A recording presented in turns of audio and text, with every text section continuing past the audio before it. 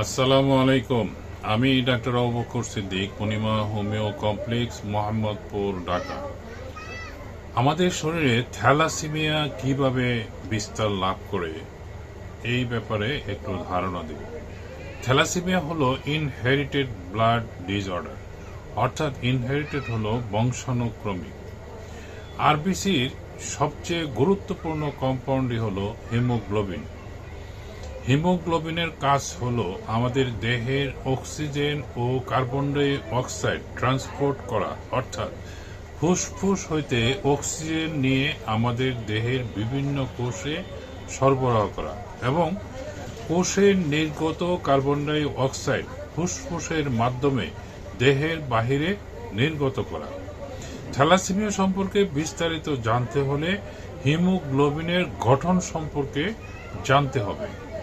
হিমোগ্লোবিনের সেন্টারে থাকে হিমোকেল বা সাইটে থাকে গ্লোবিন চেইন। গ্লোবিন চেইন দুই ধরনের হয়, আলফা গ্লোবিন চেইন এবং বিটা গ্লোবিন চেইন। হিমোগ্লোবিন তৈরির জন্য আলফা গ্লোবিন চেইনের 4টি জিন দরকার, আর বিটা গ্লোবিন চেইনের জন্য 2টি জিন দরকার। অর্থাৎ হিমোগ্লোবিন তৈরির জন্য মোট 6টি জিন এর প্রয়োজন হয়।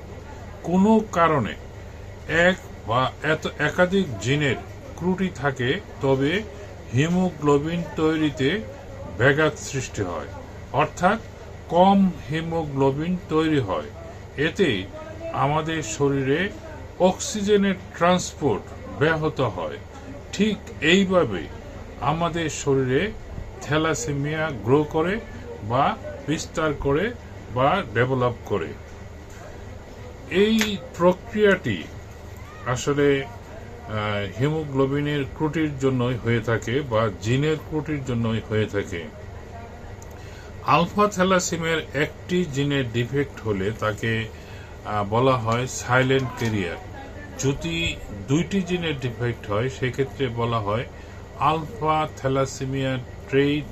যদি 3টি জিনের ডিফেক্ট হয় তাকে বলা হয় হিমোগ্লোবিন এইচ ডিজিজ।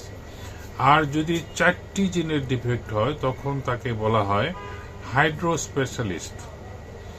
বিটা থ্যালাসেমিয়ায় একটি জিনের ত্রুটি থাকলে তখন তাকে বলা হয় বিটা থ্যালাসেমিয়া ট্রেইট বা মাইনর বা বাহক। যদি 2টি জিনের ডিফেক্ট হয় তাহলে তাকে বলা হয় বিটা থ্যালাসেমিয়া ইন্টারমিডিয়া বা মেজর।